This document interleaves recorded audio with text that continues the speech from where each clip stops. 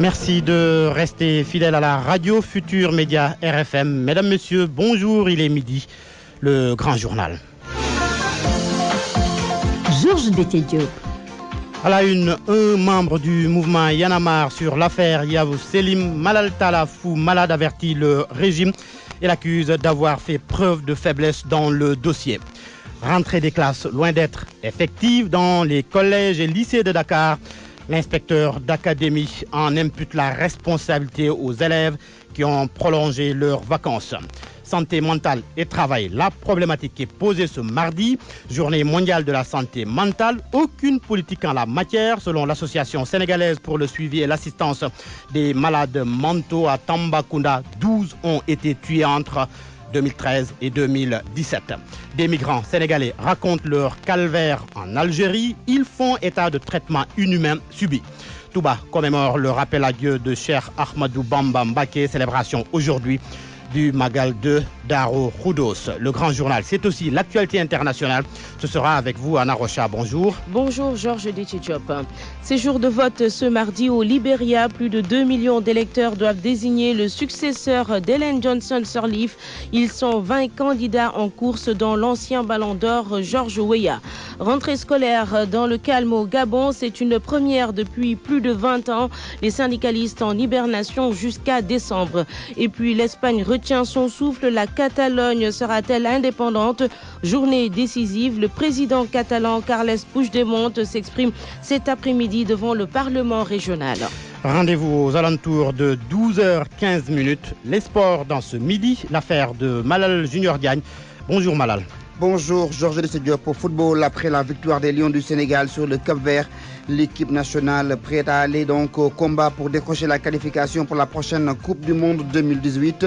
Dans ce 12h, la réaction de Cheikh Ndoye, buteur et milieu de terrain de l'équipe nationale du Sénégal. Nous parlerons également de la lutte avec frappe et nous irons à la découverte de Pathé Boy alias Big Pato, policier de son état et lutteur en activité. Il veut devenir un grand champion et terrasser ses adversaires et montrer également l'exemplarité dans l'arène du Sénégal.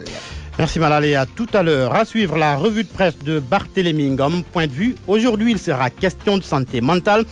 Débat sur la problématique de la prise en charge. On en parle aux environs de 12h30. Mamadou Vincent Diop est à la partie technique. Bienvenue à toutes et à tous.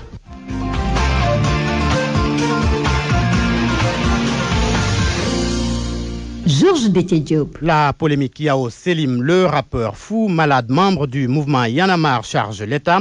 Pour lui, le gouvernement a fait preuve de faiblesse dans ce dossier en privant des enfants de leur droit à l'éducation. Malal Talla Fou Malade qui avertit par ailleurs Macky Sall et son régime. On aura l'occasion de l'écouter avec Salif Sow.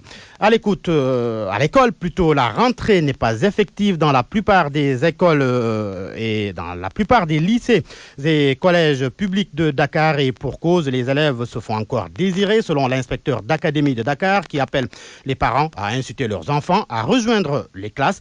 Gary Faye dit toutefois être satisfait du déroulement de la rentrée dans l'élémentaire. Ubbi Tay Jàng Tay est une réalité effective par la présence des enseignants. Si on devait l'évaluer, la présence des enseignants le premier jour de la rentrée, c'est un défi qui est gagné. Plus de 80% au niveau national. Alors qu'il y a 2 ans, ce n'était pas pensable. Deuxièmement, Ubbi Tay Jàng Tay est presque un pari gagné au niveau de l'élémentaire et du préscolaire. Hier, on a visité des écoles. Je commence à recevoir les rapports des inspecteurs de l'éducation et de la formation. C'est pour dire que dans l'inspection de l'éducation et de la formation de Grand Dakar, les écoles élémentaires ont fait 100% de présence et de démarrage effectif des cours. D'autres ont eu cette performance. Là où il y a aujourd'hui des difficultés, c'est au niveau du moyen secondaire. Non pas du côté des enseignants, surtout non pas du côté du personnel administratif, les proviseurs, les principaux ont fait le travail préparatoire, mais c'est surtout en termes de présence des élèves à l'école. Et je crois que dans cette dynamique, les parents d'élèves doivent encore se mobiliser davantage. Chaque jour sans classe est un jour de perdu. Si au niveau des collèges et des lycées, le premier jour de la rentrée, chaque élève est en classe, je crois que pour l'essentiel, notre pays peut de manière définitive ou rompre avec ces rentrées décalées d'une semaine, de 2 semaines ou de 3 semaines. Gary Faye, inspecteur d'académie de Dakar, interrogé par Youssouf Bodian. 12h05. Sur RFM au moins, on a des informations sûres et utiles. RFM, la radio de toute l'actualité. C'est aujourd'hui la journée mondiale de la santé mentale. Elle est célébrée au Sénégal, journée de partage depuis ce matin dans un hôtel à Dakar. Elle est présidée par le ministre de la Santé et de l'Action sociale. Le thème retenu cette année, santé mentale et travail. L'objectif, selon le ministère de la Santé, est d'attirer l'attention des travailleurs sur le fait que les problèmes de santé mentale sont les principales causes de l'absentéisme et de problèmes de rendement au travail, de la perte d'emploi et des prises de retraite anticipées. La journée mondiale de la santé mentale, elle remet au goût du jour la situation des malades mentaux, déficients mentaux. À Tambacounda, 12 ont été tués entre 2013 et 2017. Le centre psychiatrique de Dinkoré manque de tout ou presque, alors qu'il y aurait 150 déficients mentaux environ à Tambacounda. Moussa Omar Gueye. Ces 4 dernières années, 12 déficients mentaux sont tués à Tambacounda, ce que déplore le président de l'association pour le suivi et l'assistance des malades mentaux à Samtamba, Mamadou Kamara. Aujourd'hui, le problème le plus difficile à Tambacounda, c'est l'hôpital de Dinkoré, qui est un problème principal. Et même aujourd'hui, le directeur a déposé sa demande d'affectation pour des raisons de sécurité. 12 malades mentaux tués en 5 ans. Le tout récent, ça fait juste une semaine. Et ce qui est grave dans tout ça, chaque fois qu'il y a un malade mentaux tué, moi je dis qu'il y a des enquêtes, mais il n'y a pas des enquêtes approfondies. Parce que l'autopsie s'est fait à Tambacounda. Donc pour moi, l'autopsie qui s'est fait à Tambacounda, c'est le genre de mort qui est défini. Mais il n'y a pas d'enquête parce qu'on pouvait quand même amener le corps à Dakar, prélever quand même les empreintes qui sont sur le corps. Avec les cartes d'identité numériques que nous avons aujourd'hui, on devait identifier si la personne il est sur la liste des cartes d'identité mises en place ou bien c'est un étranger. La capitale orientale, Tambacounda, regorge 67 déficients mentaux errants et 83 autres confinés dans des domiciles. Elle ne dispose jusqu'à présent pas d'un centre psychiatrique digne de ce nom. Quand on parle d'un centre provisoire, il faut des équipements provisoires. Mais aujourd'hui, nous, la proposition qu'on avait faite et qu'on avait essayé de parler avec le président du conseil départemental, c'est de voir au niveau de l'hôpital régional s'il y avait des bâtiments qui étaient encore vides, le mettre à la disposition de ce centre-là provisoirement pour qu'il ne soit pas à Dinkoré. Tambacounda, ville carrefour, est le point de chute de déficients mentaux venus de divers horizons de la sous-région et à l'intérieur du pays. Moussa Omar Gueye, Tambacounda, Radio Futur Média. Moussa Omar Gueye, au Sénégal, il n'y a pas de politique de santé mentale, ce qui fait mal au président de l'ASSAM, l'association sénégalaise pour le suivi et l'assistance aux malades mentaux. Ansou Manadion est joint par téléphone par Barthélémy Ngom. Le Sénégal ne dispose pas de politique de santé mentale. C'est le Sénégal qui ne veut pas soigner ses malades mentaux. Quand l'on est atteint de sida, de tuberculose, le gouvernement se mobilise. Mais pour les malades mentaux, le gouvernement a considéré que les malades mentaux ne sont pas des êtres humains. C'est ça le véritable problème. Aujourd'hui est la journée mondiale de la santé mentale. La division de la santé mentale est en train d'occulter les véritables préoccupations des Sénégalais en organisant du cinéma dans un état de la place. C'est du cinéma dur que la division est en train d'organiser. Aujourd'hui, au lieu de diagnostiquer les vrais maux de la santé mentale, aujourd'hui, le Sénégal ne dispose pas de médicaments, même psychotropes. À l'hôpital psychiatrique de Thiaroye, ça fait plus de 2 ans, les gens ne disposent pas de médicaments. À l'intérieur des régions, on ne trouve pas de spécialistes, on ne trouve pas de psychiatres, on ne voit pas de psychologues. Dans les hôpitaux, il n'y a pas de service de santé mentale. Vous allez dans un hôpital, il y a tous les services, pédiatrie, gynécologie, mais pas de psychiatrie. Donc ça prouve nettement que nos gouvernants, nos dirigeants n'ont aucun respect pour les malades mentaux. Aujourd'hui, la journée devait être célébrée par l'ASSAM à travers une activité de sensibilisation, à travers une conférence de presse sur le thème santé mentale au travail. La santé mentale est le moteur du développement. C'est ce que l'OMS a voulu faire comprendre à ses États membres, que pour qu'un pays soit développé, il faudrait les travailleurs soient mis dans de bonnes conditions. Sinon, les gens seront confrontés à des problèmes de troubles mentaux, à la dépression, et tout ça, ça répercute la productivité. Donc il faudrait que le gouvernement comprenne que la santé mentale est la base du développement. Malheureusement, le gouvernement du Sénégal ne respecte pas la santé mentale. RFM. La radio de toute l'actualité. La radio de toute l'actualité. Georges Déthié-Diop. Le calvaire des migrants sénégalais en Algérie, arnaque, extorsion, maltraitance, entre autres. 2 Sénégalais ayant séjourné en Algérie racontent leur mésaventure. Ils sont actuellement marchands ambulants à Rabat au Maroc. Ils tentent de refaire leur vie dans le royaume chérifien après avoir échappé au supplice de la police algérienne. Une seconde chance, néanmoins, dans la clandestinité. Notre correspondant au Maroc, Khadim Baye. Des accessoires pour femmes et des articles qu'il propose aux hommes autour du cou.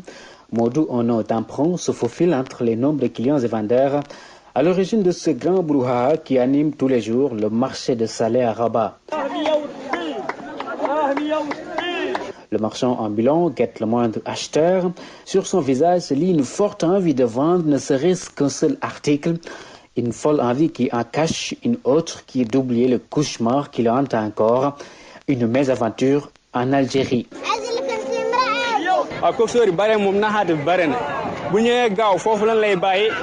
Les passeurs nous arnaquent.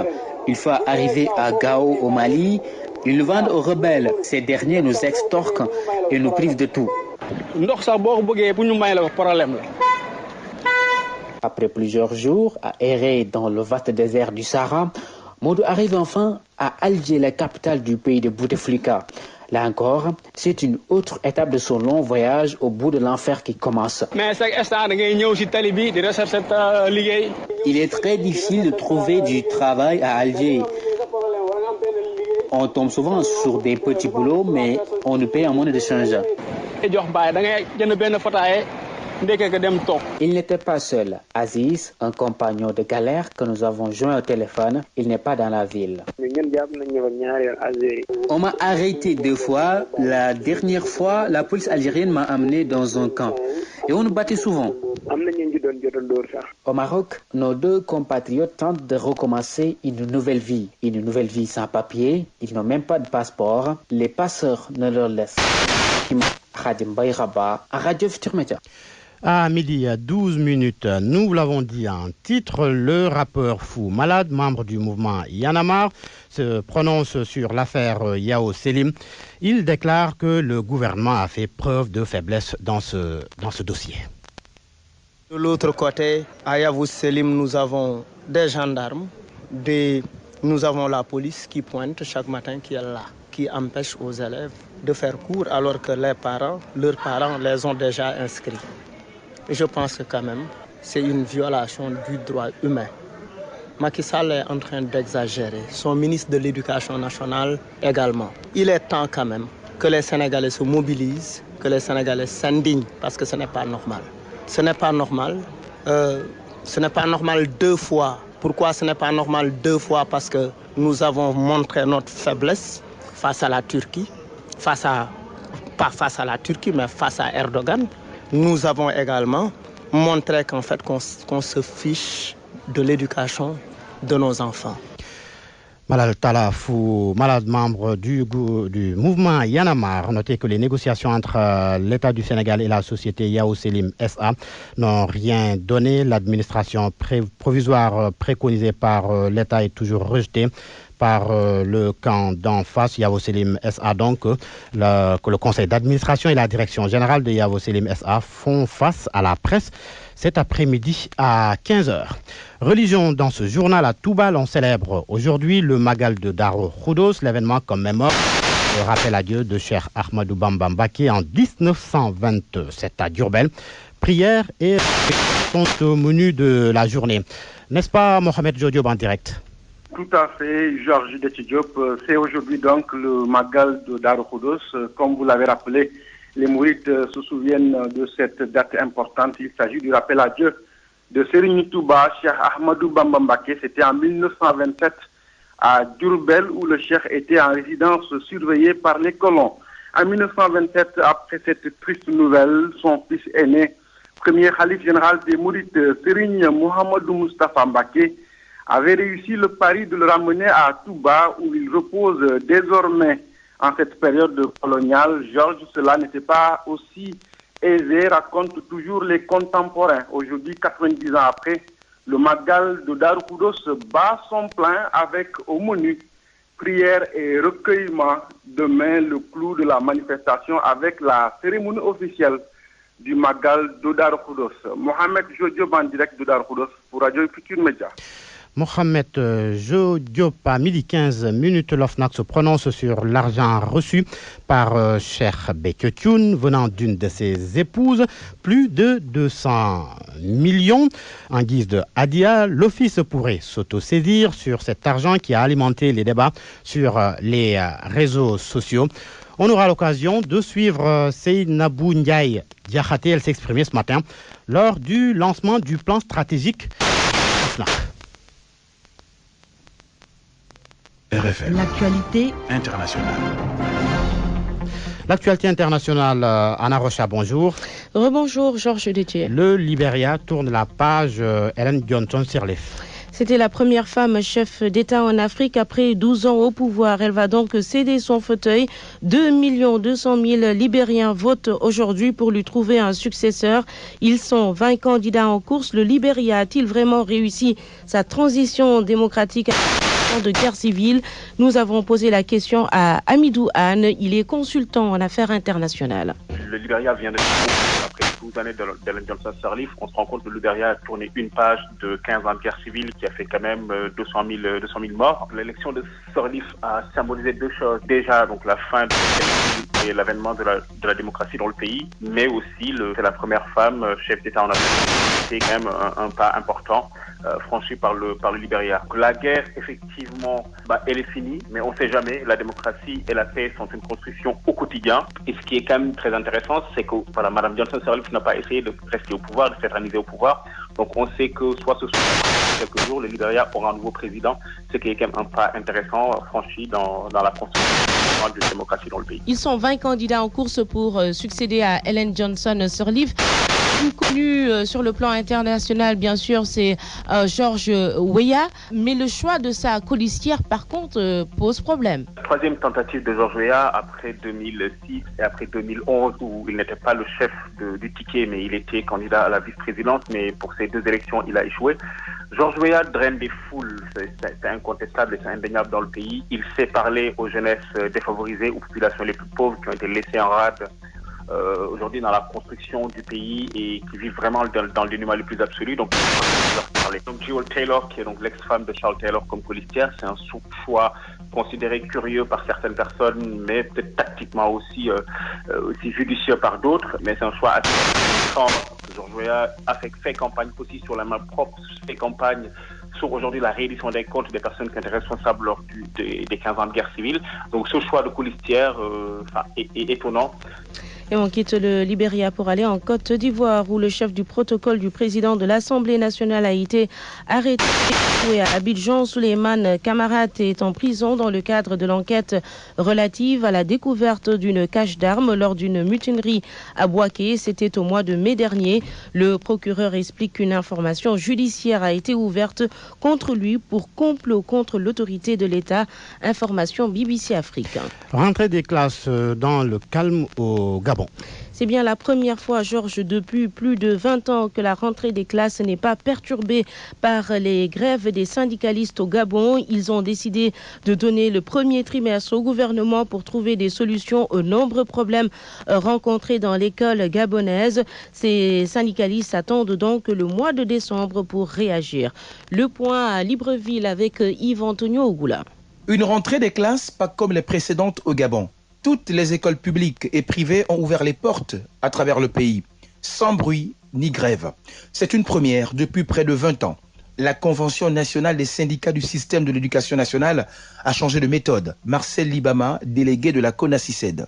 Lors de notre grève qui a battu tous les records, plus de 7 mois, nous avons été soutenus par les parents d'élèves. Et nous pensions qu'il faut donner la chance à ce nouveau ministre. Il faut faire une fleur à tous ces élèves de tout le pays qui nous ont soutenus, de leur permettre de commencer une rentrée apaisée. Mais ce n'est pas un chèque à blanc que nous signons à ce ministre-là. Dans le même sens, l'intersyndicale de la CONACYCED apprécie les premières mesures prises par le nouveau ministre de l'Éducation nationale. Nous reconnaissons à ce ministre-là le fait dès qu'elle a pris ses fonctions, elle a remis en cause les arrêtés que son prédécesseur a eu à faire. En plus, elle a fait surseoir les conseils de discipline hors la loi qu'avait organisé le gouverneur de l'ex-UR. Donc ça montre déjà quelques petits signes. Les syndicalistes se donnent jusqu'en décembre prochain pour apprécier l'attitude du gouvernement. Une grande assemblée générale est prévue pour déclencher ou non une grève en janvier. Yves-Antonio Goula, Libreville, RFM. Direction le pays de Cervantes, journée sous forte tension pour l'Espagne. En cause, un discours, celui du président séparatiste de la Catalogne, Carles Puigdemont, va donc se prononcer cet après-midi sur le choix ou non de l'indépendance. Bruxelles veut restaurer le dialogue, en tout cas, entre la Catalogne et Madrid. Merci Anna Rocha.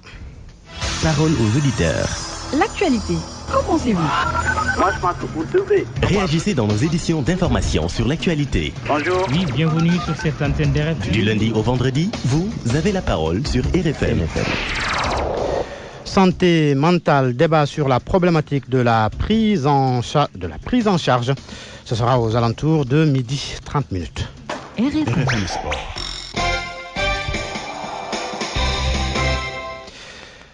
Bonjour Malal Junior Diagne. Bonjour Georges. La Afrique du Sud, Sénégal, les Lions seront prêts le 10 novembre prochain selon Cheikh Ndoye. L'objectif reste la victoire. La victoire et la qualification à la prochaine Coupe du Monde Russie 2018 pour le deuxième buteur de la rencontre Sénégal-Cap-Vert samedi dernier.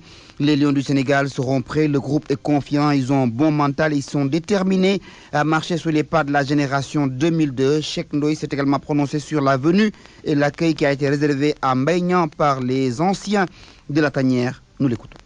Bon, c'est vrai que ça va être une double confrontation contre l'Afrique du Sud, mais il ne faut pas oublier le match aller qu'on avait fait là-bas. Donc, moi, j'ai confiance à mes coéquipiers, j'ai confiance à mes compatriotes, et je pense que là, actuellement, là où je te parle, tout le monde est conscient, tout le monde est concentré par rapport à la qualification. On a tous envie de retourner au mondial et de marquer l'histoire du Sénégal. Donc, je ne fais pas de soucis par rapport à ça. Donc on va y aller là-bas, on va faire ce qu'on doit faire comme d'habitude. Et je pense que l'équipe qu'on a, les joueurs qu'on a, on n'a pas peur de qui que ce soit. Donc le peur n'est pas avec nous. Donc on va se préparer bien comme il faut, Inch'Allah. Cher, dites-nous comment ça s'est passé l'intégration de Mbaye Niang au sein de la tanière. On l'a vu comment ça s'appelle dans le groupe avec Mbaye Niang, ça s'est passé, ça s'est bien passé. On l'a bien accueilli et c'est un mec aussi, c'est un mec ouvert. Il est rigolo, donc il aime bien s'amuser avec, il aime bien discuter aussi. Moi je trouve qu'il est sympa, c'est un mec bien. Donc c'est le Sénégal qui compte. Nous on a besoin, on est tous des Sénégalais. Donc par rapport à cette situation, moi ce que j'ai à dire c'est de féliciter Mbaye Niang par rapport à sa prestation et l'intégration. Le programme de ces éliminatoires aujourd'hui en zone Europe, la France qui est obligée de battre la Biélorussie pour valider son ticket, le Pays-Bas donc qui va jouer également contre la Suède, c'est dans le même groupe. L'autre choc en Europe, c'est la rencontre Portugal contre Suisse. La Suisse est première, le Portugal est deuxième, donc il ne faut pas interdire pour ces deux équipes. Pour Cristiano Ronaldo, il faut gagner pour se qualifier au prochain mondial. En zone Amérique, le Brésil déjà qualifié joue pour le fun contre l'équipe chilienne, Équateur contre l'Argentine. Messi et sa bande sont obligés de gagner s'ils veulent aller en Russie. Nous parlons des demi-finales retour de la Ligue des champions africaine entre le Wydad Athletic Club du Maroc et l'US Alger. Ce sera donc un trio sénégalais au sifflet avec Malan Diédiou au centre assisté de El Hadj Malik Samb et de Djibril Kamara. On aura un quatrième sénégalais comme quatrième arbitre. Il s'agit de Yaï.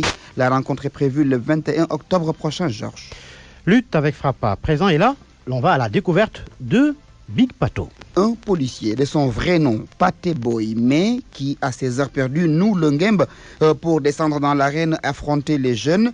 Il veut montrer une nouvelle image du lutteur, mais également développer la relation entre le public et la police nationale. Sodecham est allé à sa rencontre. Pathé Boy est un policier pas comme les autres, plus connu sous le nom de Big Pato. Avec son mètre à 85 pour 90 kilos, il vit sa passion en dehors de la police, la lutte. Le Sénégal s'identifie par un sport national qu'on appelle la lutte sénégalaise. On respecte bien notre culture, on sénégalais. Ça nous fait plaisir d'être policier et venir auprès des jeunes pour les montrer que la lutte nous appartient. Il a commencé à nouer son gambe en 2011 lors du championnat de l'UASU où il est sorti meilleur lutteur avec une médaille d'or en prime. Intégrer le milieu de la lutte n'était pas un problème pour le jeune policier. C'était pas compliqué parce que d'abord il y avait la volonté des autorités de police de montrer aux jeunes un rapprochement entre la population et la police. Donc ça veut dire qu'on veut parler de police de proximité et c'est une occasion pour nous aussi de nous rapprocher davantage de la population pour mieux gérer la sécurité du Sénégal. Son objectif, aller le plus loin possible dans cette discipline, mais également moderniser la lutte. Bon, devenir un très grand champion de lutte non seulement, mais aussi faire partie des gens qui vont moderniser au sens propre du mot la lutte sénégalaise. Montrer aux jeunes que le sportif c'est quelqu'un qui doit être bien instruit, qui est bien entouré et qui a des objectifs à atteindre. Pas être lutteur et ne pas mettre les gris-gris, mettre les portions mystiques. Même si c'est pas moi qui vais chercher ça, il y a des personnes qui vont chercher ça pour moi. Il a signé sa première victoire dans l'arène le 9 juillet 2017 face à Boy Bawol 2. Par la suite, il a rallié la France pour se renforcer davantage. De retour au Sénégal, Pathé Boy compte terrasser tous ses adversaires. Que Big Pato est là, je ne vais pas leur faire cadeau, même si on va s'amuser aussi. Les coups de B52 vont arriver avec Big Pato. Le poulain de Zos de l'écurie d'Ordorat en sait quelque chose. Sa première victime. Pour finir, Georges et Sodecham, nous nous rendons à Mbaké où le ministre de la Jeunesse a visité le chantier du stade de la localité. Il a promis de s'en ouvrir à son homologue Mataba pour que les travaux soient achevés afin que les jeunes puissent utiliser cette infrastructure. Papa Gourguindong s'est confié à Mohamed Jojo. La doléance d'un stade au niveau de Mbaké devient récurrente. Puisque lorsque j'ai rencontré les jeunes de Mbaké, la seule doléance qui a été posée d'ailleurs restait le stade de Mbaké. Et pour ça, je vous l'ai dit tout à l'heure, le ministère des Sports a un programme qu'il est en train de dérouler dans tous les départements du Sénégal et je ne crois pas que Mbaké ne figure pas dans les projets du ministre des Sports. Quand même, il faut noter qu'il y a une amélioration sensible qui a été notée dans le relèvement des infrastructures sportives au niveau de notre pays. En tant que jeune, pour une problématique jeune, je suis le ministre des Jeunes qui va porter ce plaidoyer auprès du ministère de mon collègue ministre des Sports, mais aussi avec l'implication du maire de la commune, puisqu'on a vu des stades municipaux. Donc, ensemble, on trouvera certainement la réponse pour satisfaire ma jeunesse, la jeunesse de mon pays. Et ensemble, nous allons suivre ce qui suit. Merci, Malal Junior Diagne. RFM, la presse du jour. Ce programme vous est proposé par Emirates. Avec Malal Junior Diagne, l'on suit la revue de presse de Barthélémy Ngom. Bonjour. Bonjour. Négociation pour la reprise du groupe Yavuz Selim. L'Observateur informe que la rencontre d'hier entre le gouvernement et la direction de l'école s'est soldée par un échec. Presque tous les journaux de ce matin en parlent. Dans les colonnes du journal du groupe Futur Média, Madiambal Diagne, le PCA de Yavuz Selim, soutient que lui et ses camarades étaient partis rencontrer les autorités pour acter une sortie de crise. En termes clairs, trouver un compromis, un consensus. Malheureusement, s'indigne-t-il, le ministre de l'Éducation nationale leur a fait savoir que le gouvernement campe toujours sur sa position et exige une administration provisoire. Le quotidien qui évoque l'échec de ces négociations parle d'un horizon bouché pour Yavuz Selim avec des autorités qui campent sur l'administration provisoire. Enquête de son côté donne la parole à deux avocats. Maître Antoine Beng estime que le gouvernement ne peut pas reculer dans ce dossier et pour Maître Hassan Diomandiaye, le mal est déjà fait et l'État portera dans sa conscience cette responsabilité. Réaction aux pages 4 et 5 du quotidien Enquête qui parle d'un casse-tête turc. Cette situation ou échec alors des pourparlers entre le gouvernement et la direction de Yavuz Selim risque d'avoir des conséquences sur l'avenir des pensionnaires de ces établissements scolaires. Si l'on en croit bien sûr Vox Populi, le journal voit déjà des incertitudes sur le sort des 3000 élèves de Yavuz Selim. Le gouvernement rappelle, Vox Populi a rejeté la contre-proposition des administrateurs qui incriminent Ankara. Mon confrère donne la parole à des parents d'élèves qui eux aussi refusent l'administration provisoire proposée par les autorités. Madiambal Diagne dans Vox Populi se lâche et c'est honteux.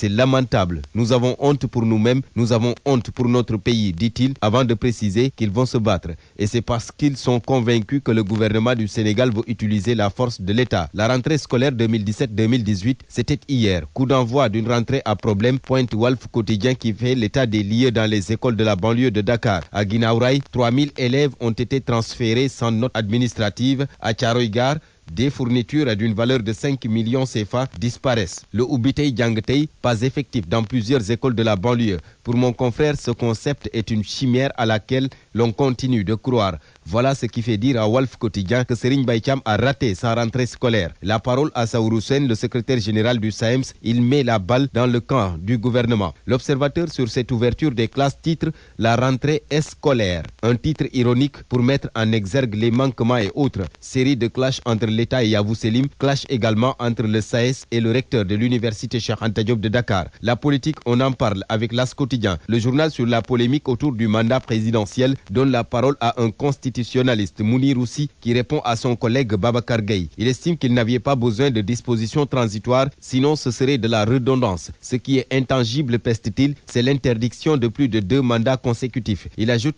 que cette question du nombre de mandats n'était pas prise en compte lors de la dernière révision constitutionnelle de 2016 parce que le problème était déjà résolu dans la Constitution de 2008. Et il termine pour dire que la seconde disposition de l'article 27 de la Constitution écarte toute possibilité pour Macky Sall de se présenter pour un 3e mandat. Les précisions du constitutionnaliste Mounir Roussi donc à lire à la page 3 de l'As Quotidien. Le témoin sur le dialogue politique renseigne qu'après Abdoulaye Wade, Manko Tahaou, Sénégal, rejette l'appel de Macky Sall. Nous ne dialoguerons pas avec un président qui ne respecte pas ses engagements, laisse entendre Déthié Fall, vice-président du parti Réumi. Manko Tahaou Sénégal dit niet, renchérit Réumi Quotidien. Nous restons avec le quotidien Réumi qui évoque en une la crise au parti Réumi. Les départs y sont légion. D'abord celui de Thierno Bokoum, ensuite celui de Samba Thioub. Ça sent l'implosion, semble dire mon confrère. Pour lui, il faudra qu'Idrissa Seck travaille à la restructuration de son parti et à une introspection allant dans le sens de revoir son mode d'opposition, surtout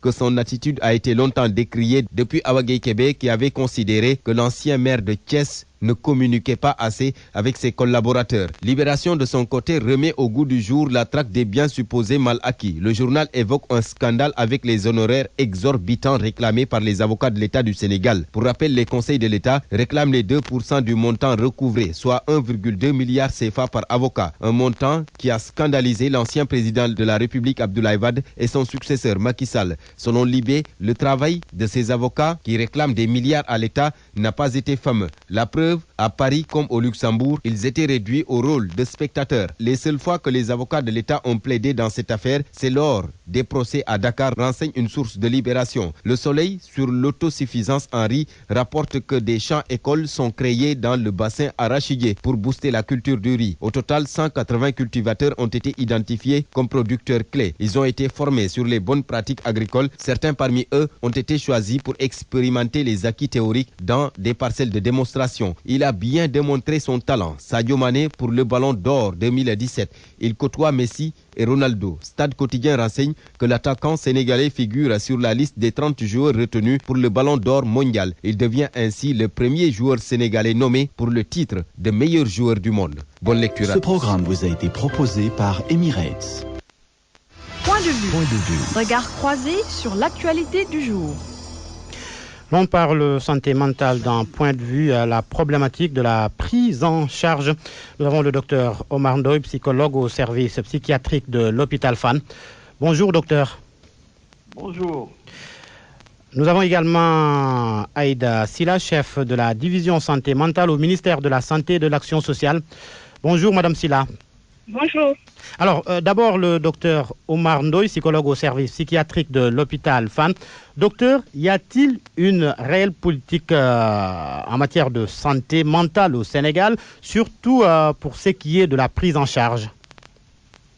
Oui, vous savez, je vous remercie et je salue tous vos auditeurs et je salue ma chère sœur, professeur Aïda Silla. Je voudrais dire que l'année dernière, on était sur ce plateau-là, je crois qu'elle et moi, on avait évoqué des choses. L'année d'avant, j'ai eu évoqué des choses, etc., pendant que j'étais député aussi. Ce qu'il faut signaler, c'est que la prise en charge de la santé mentale globalement reste encore un problème au Sénégal. Il y a des efforts qui ont été faits, certes.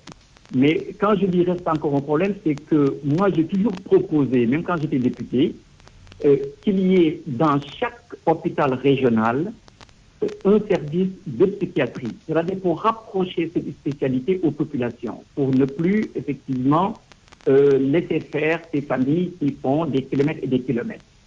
Et il y a des efforts qui ont été faits, effectivement. Et là, en parlant même avec notre chef de service, le professeur Mamadou Abidjan, il me disait qu'il y a le directeur de l'hôpital de Louga qui était venu le voir et qui lui a dit « je peux loger quelqu'un, lui donner un temps de salaire » et suite à cela, il a envoyé à l'hôpital régional de Louga un interne et qu'il est disposé à en faire de même dans tous les hôpitaux régionaux qui n'ont pas de service. Il y en a qui ont des services.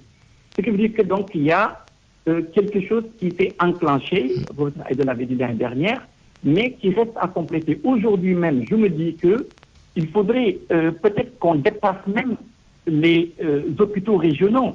Et dans un premier temps, c'est intéressant, mais je crois qu'il faut aller dans les départements. C'est-à-dire que mon souci, c'est d'arriver vraiment à rapprocher cette spécialité-là au niveau des populations. Il y a un nouveau ministre qui est arrivé, donc le ministre Abdoulaye Diouf Sarr, qui, au niveau de sa feuille de route, a décliné quelque chose qui est intéressant, et je suis certain qu'il apportera un nouvel élan qui permettra effectivement un maillage important du Sénégal concernant cette spécialité. Alors, docteur Omar Ndoye, vous évoquez le problème des structures sanitaires dans les localités du pays, mais est-ce que le personnel suit également?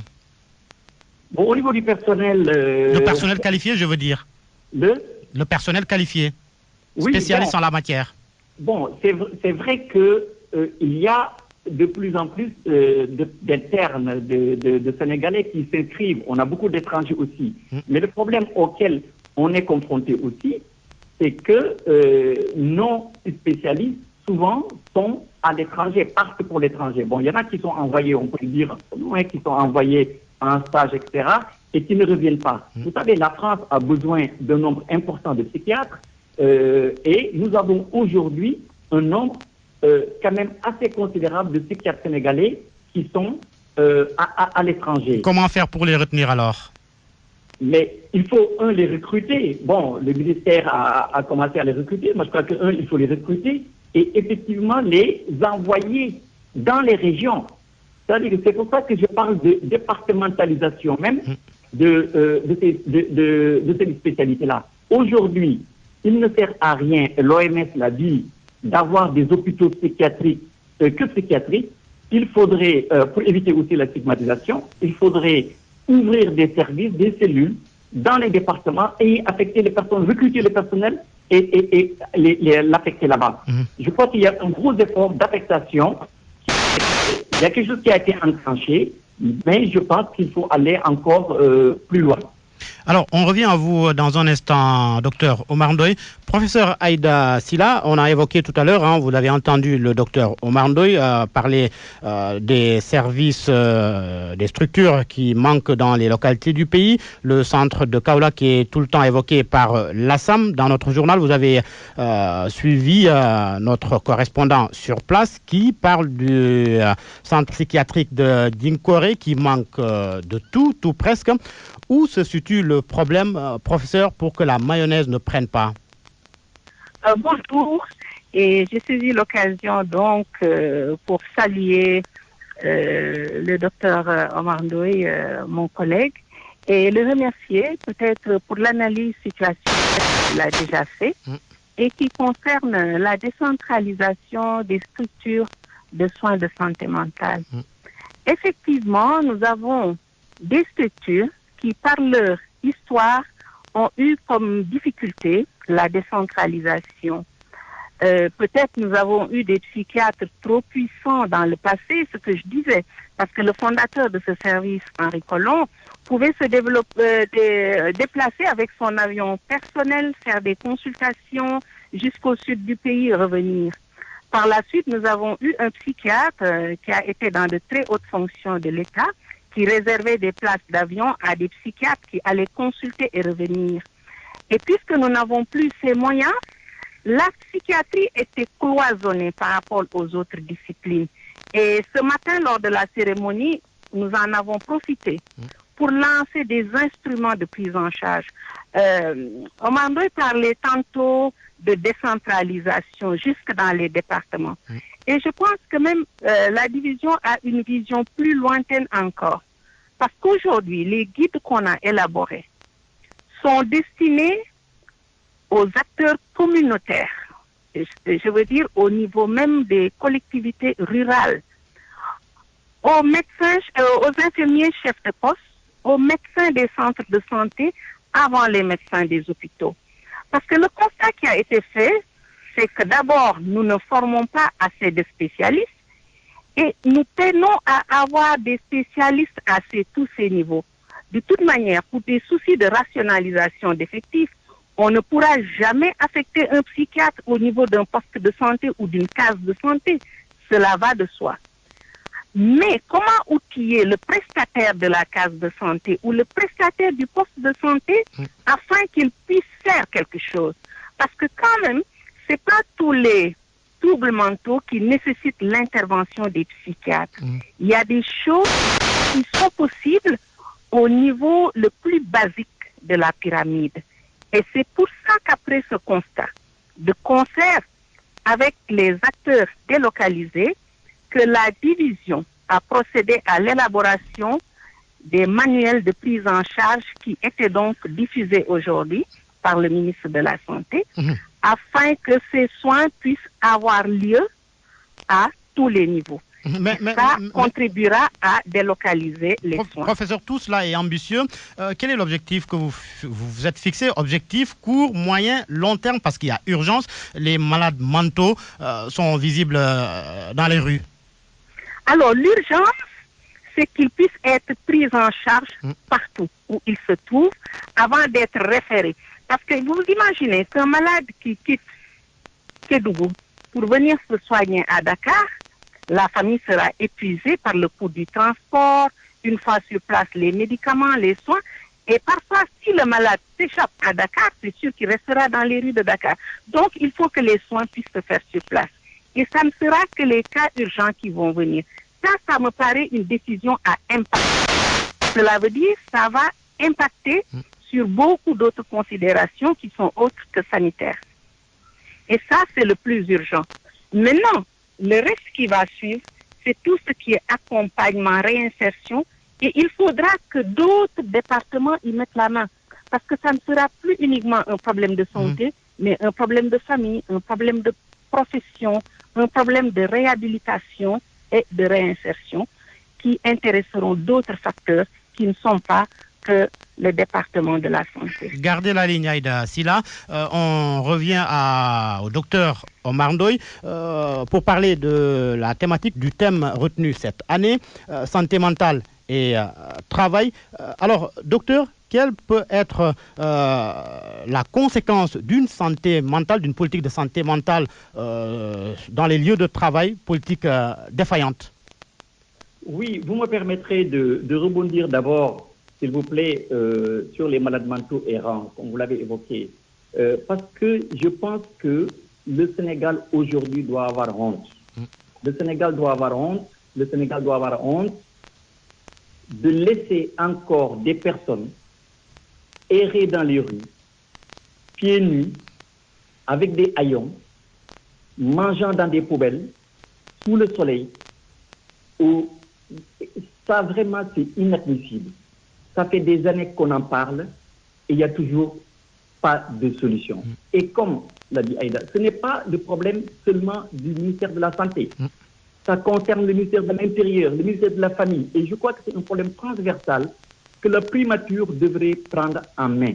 Aujourd'hui, vraiment, je lance un appel également aux organisations des droits de l'homme.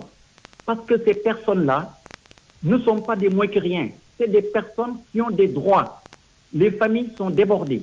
Les familles n'ont pas de moyens pour s'en occuper. et finissent par démissionner et abandonner ces gens dans la rue.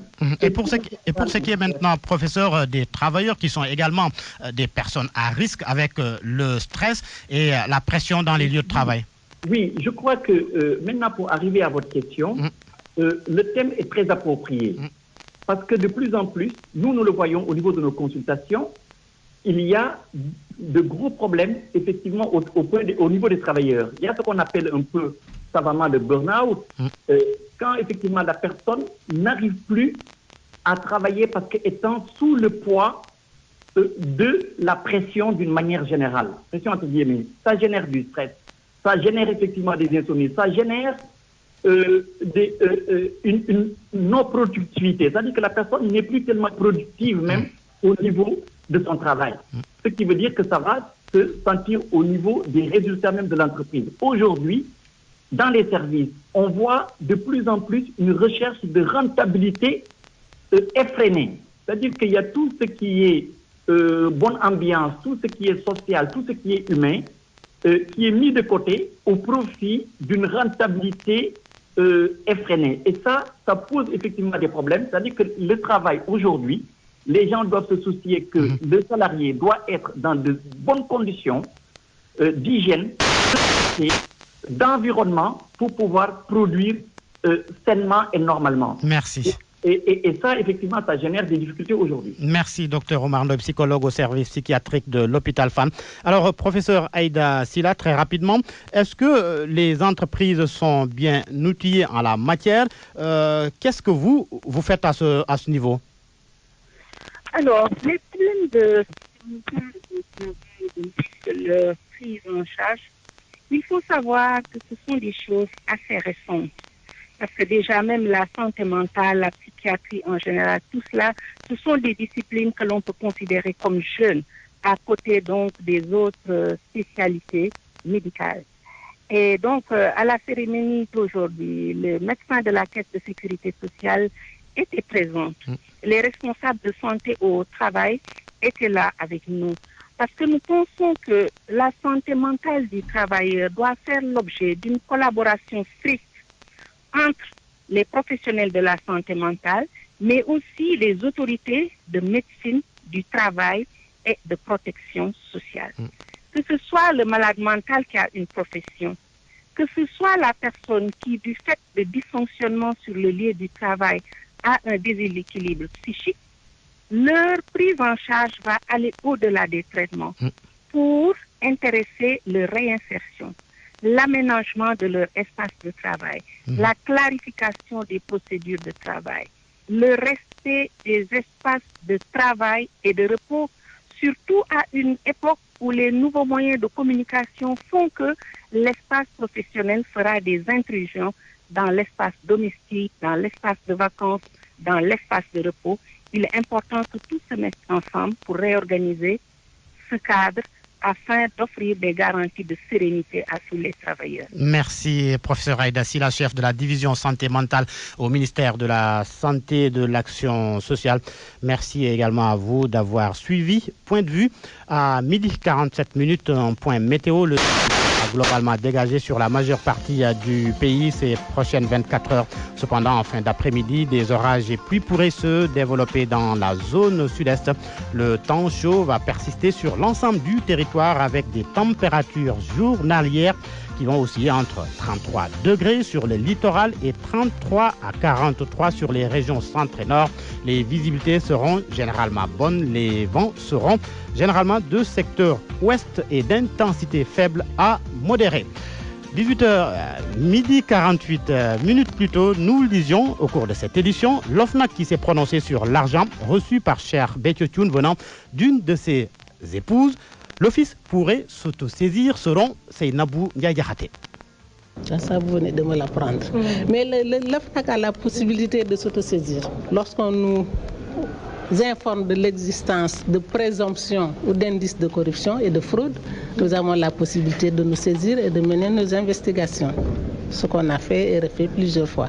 Je voudrais rappeler ici que les principes qui guident donc les enquêtes au niveau de l'OFNAC, c'est les principes de confidentialité et de secret. C'est des principes fondamentaux dans toute procédure d'enquête. Et ce sont ces procédures qui sont appliquées au niveau de l'OFNAC.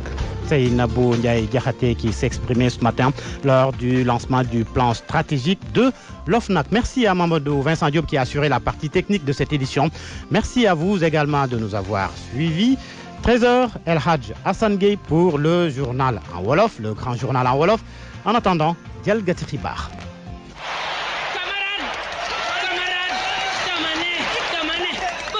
ma fale dinaa defar ay micro yoo xam ne da ngay ñàng rek wax bi di dem